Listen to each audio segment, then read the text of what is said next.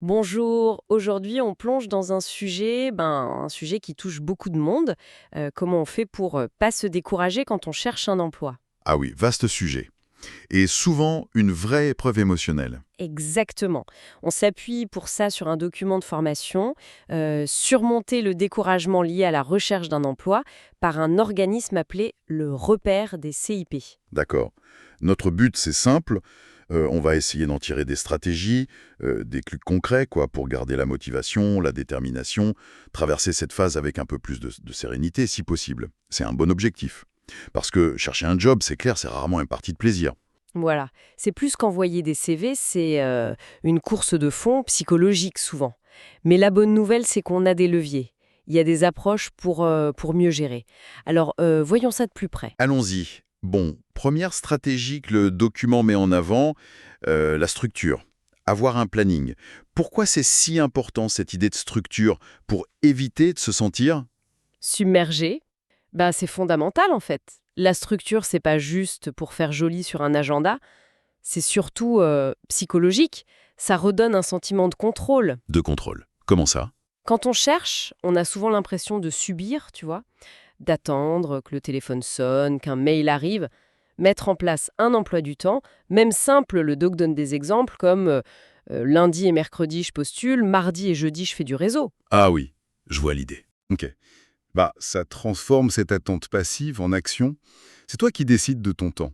Tu deviens, en quelque sorte, le chef de projet de ta propre recherche. D'accord. On passe de «j'attends» à «je fais».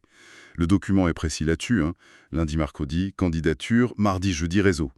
Mais est-ce que ça risque pas de devenir trop rigide? Genre, une pression en plus si on n'arrive pas à tout faire. C'est une bonne question. L'idée, c'est pas de se créer une prison, hein. C'est un cadre flexible. Si une semaine on fait moins, c'est pas la fin du monde. Le but principal, c'est de combattre cette impression de flotter, d'être dépassé. Ok. Même faire une petite tâche prévue, ça donne un sentiment d'accomplissement. Et ça réduit l'anxiété liée au fait de ne pas savoir où on va. C'est un guide, voilà. Pas une obligation de performance absolue. Un guide pour avancer, d'accord. Et pour savoir où on va, justement, la source parle des objectifs SMART. Alors ça, on en entend souvent parler. Spécifique, mesurable. Atteignable, réaliste et temporellement défini. Oui. Pourquoi c'est si crucial ici, dans ce contexte de recherche d'emploi? Bah parce que l'objectif, trouver un travail, c'est énorme, c'est flou. Et surtout, ça dépend pas que de nous. Donc, si on se fixe que ça, on va droit au découragement. Ah oui, je vois. La méthode SMART, elle découpe ce gros truc intimidant en petites bouchées. Des étapes concrètes qu'on maîtrise mieux. Le doc donne des exemples clairs. Postuler à 5 offres ciblées par semaine ou participer à un événement de réseau par mois. 5 offres ciblées, ça semble gérable. Voilà. C'est précis, on peut vérifier si on l'a fait, c'est le côté mesurable. Ce qui me frappe, c'est l'insistance sur atteignable et réaliste. C'est vraiment pour éviter de se mettre la barre trop haut et de se sentir nul si on n'y arrive pas. Exactement. Il faut calibrer l'effort pour générer des petites victoires régulières. Chaque objectif SMART atteint, une bonne candidature envoyée, un contact intéressant noué, même une petite compétence améliorée. Oui. Ça devient une preuve qu'on avance. C'est ça qui nourrit la motivation de l'intérieur, quoi. La petite flamme. Et le suivi, le mesurable, permet de voir noir sur blanc ses progrès. Ça renforce le sentiment d'être efficace. Et hop, ça s'intègre nickel dans le planning dont on parlait. Logique. La structure et les objectifs clairs, ça va ensemble. Une autre idée forte du document, c'est de voir cette période comme une opportunité. Utiliser ce temps pour renforcer ses compétences. Oui, et ça c'est une perspective hyper constructive, je trouve. Au lieu de juste attendre que ça passe, on investit ce temps. Comment? Suivre des cours en ligne. Le document cite des plateformes comme Coursera, LinkedIn Learning, apprendre un nouveau logiciel utile dans son secteur. Ça a un double effet en fait. Ah oui? Lesquels? D'abord, ça muscle ton profil, ton employabilité, ça montre aux recruteurs que tu es proactif, que tu as envie d'apprendre. Et ensuite, sur le plan moral, psychologique, apprendre quelque chose de nouveau, ça combat le sentiment de stagner. C'est vrai ça. Tu sens que tu progresses même si t'as pas encore de vrai boulot. Ça te garde connecté au monde pro, et ça booste la confiance en soi, mine de rien. Et les recruteurs, ils voient vraiment ça d'un bon œil, ces formations suivies entre deux jobs. C'est pas juste pour remplir le CV? De plus en plus, oui. Le marché du travail aujourd'hui, il valorise l'adaptabilité, l'apprentissage tout au long de la vie. Montrer que tu sais te former tout seul, que tu es curieux, c'est un vrai plus. D'accord. Ça montre que tu es engagé dans ta carrière. Bon, évidemment, faut que ça reste pertinent par rapport à ce que tu vises, hein. Mais oui, c'est généralement très bien perçu. Intéressant. Et cette proactivité, elle va aussi vers l'extérieur, avec la 4e stratégie, le réseautage. Le document insiste beaucoup là-dessus. Et il a raison, c'est crucial. Le fameux marché caché de l'emploi, c'est pas un mythe. Beaucoup d'opportunités, elles passent pas par les annonces classiques. Ok, mais le réseautage, ça fait souvent un peu peur, on s'imagine devoir se vendre. Oui, mais il faut le voir autrement. Réseauter, c'est pas d'abord chercher un job. C'est construire des relations, échanger de l'info, se rendre visible aussi, participer à des événements pro, des conférences, des ateliers, ou même juste contacter des gens sur LinkedIn pour ce qu'on appelle des entretiens d'information. Ah, les entretiens d'information, j'en ai entendu parler. C'est quoi l'idée exactement? L'idée, c'est pas d'arriver en disant « Bonjour, j'ai besoin d'un travail ». C'est plutôt « Bonjour, votre parcours m'intéresse, est-ce que vous auriez 15 minutes pour me parler de votre métier, de votre secteur ?» Ah oui, c'est moins direct, moins demandeur. Exactement. C'est une façon de collecter de l'info précieuse, de comprendre les enjeux d'un secteur, d'identifier des besoins et, accessoirement, de laisser une bonne impression. Ça peut ouvrir des portes plus tard, parfois de façon inattendue. Mais bon, même ça, pour quelqu'un de réservé, le document donne des astuces pour rendre ça moins intimidant. Pas explicitement dans ce que tu m'as résumé, mais l'esprit général suggère la qualité plutôt que la quantité. Pas besoin de collectionner 500 contacts LinkedIn. Mieux vaut quelques conversations authentiques. D'accord. Pour quelqu'un de plus introverti, ça peut être de privilégier les échanges en tête-à-tête, même virtuels, ou de bien préparer 2 ou 3 questions précises pour un entretien d'info. L'authenticité, c'est la clé. Et puis, voir ça comme un marathon, pas un sprint. Le réseau, ça se construit sur la durée. Une approche plus qualitative donc. Ok. On arrive à un point plus intérieur mais essentiel. La résilience émotionnelle. Gérer les refus, le silence. Fondamental. Parce que des refus, dans une recherche d'emploi, statistiquement, on va en recevoir. C'est normal.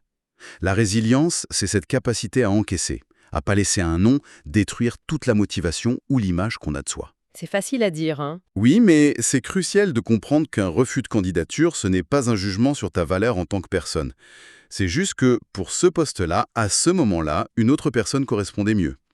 C'est une compétence, la résilience. Ça se travaille. Et comment on la travaille? La source parle de méditation, de yoga, de tenir un journal. C'est ça la solution? Ce sont d'excellents outils, oui. La méditation ou le yoga pour gérer le stress, le journal pour vider son sac, mettre les choses à plat, prendre du recul. Analyser un peu ce qui s'est passé sans tout de suite dramatiser. Donc, extérioriser pour mieux gérer. Exactement. Mais ce ne sont que des exemples. Pour une autre personne, ça sera peut-être faire du sport, ou parler à un ami, ou peindre, ou utiliser des techniques plus cognitives pour recadrer les pensées négatives. Chacun son truc, en gros. Voilà. L'important, c'est de trouver son mécanisme pour amortir les chocs, relativiser et garder une vision constructive. Construire son muscle de la résilience, quoi. Ce qui nous amène tout naturellement à la stratégie suivante, chercher du soutien, ne pas rester seul dans son coin. Absolument. L'isolement, c'est vraiment le piège. Quand ça va pas, on a tendance à se replier, et c'est là que le découragement s'installe pour de bon. Et le soutien, il vient d'où? De partout où on peut le trouver. Les amis, la famille, bien sûr. Mais aussi, et le document le mentionne, les groupes de soutien pour chercheurs d'emploi. Il en existe sur les réseaux sociaux comme Facebook ou via des plateformes comme Meetup. Et ça apporte quoi concrètement, ces groupes d'aide? Énormément. D'abord, un soutien émotionnel. Tu parles avec des gens qui vivent la même chose, qui comprennent. Ça dédramatise, tu te sens moins seul.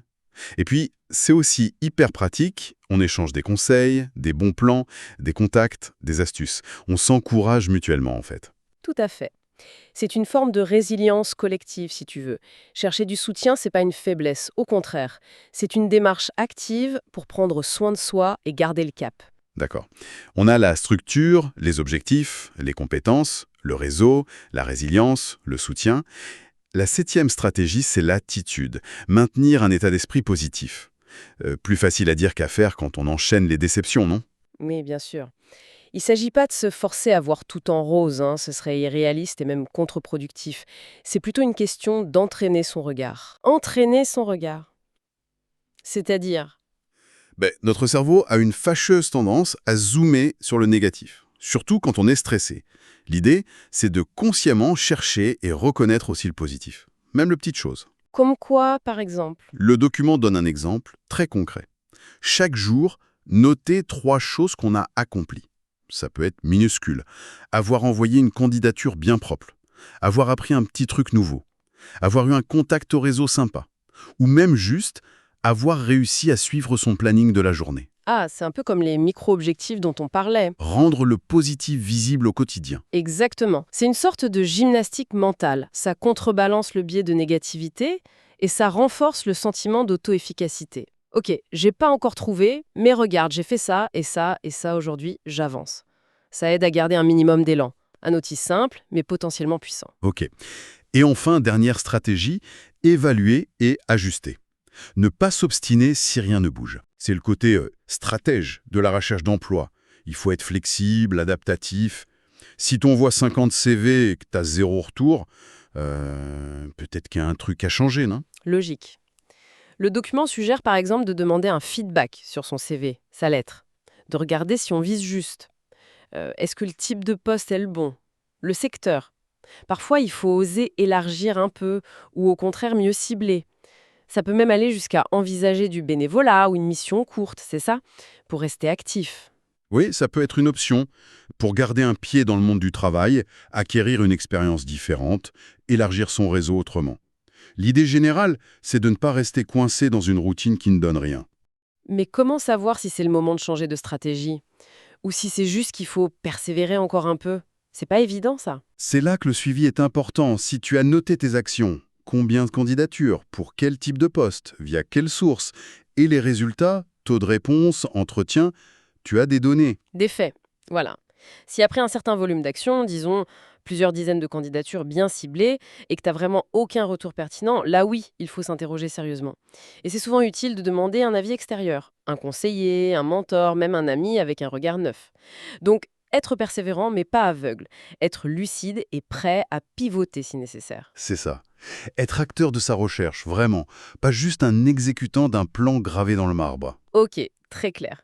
Si on essaye de faire une petite synthèse de tout ça, de ces stratégies, du repère des cibles, on voit bien qu'il y a 2 grands axes, non? Dis-moi. D'un côté, tout ce qui est action vers l'extérieur, le planning, les objectifs, se former, réseauter, ajuster sa stratégie.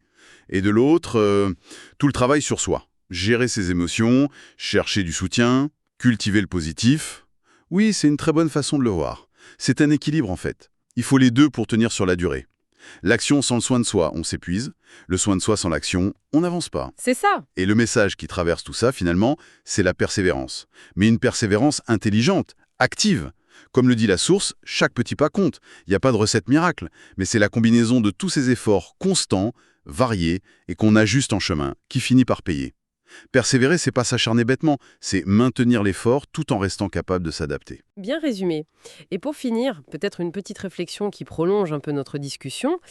Cette période de recherche qu'on vit souvent comme une galère, une contrainte, est-ce qu'on pourrait pas aussi essayer de la voir différemment? C'est-à-dire, Comme une occasion, peut-être un peu forcée, certes, de faire le point, de mieux se connaître, de clarifier ce qui est vraiment important pour nous dans le travail et même dans la vie.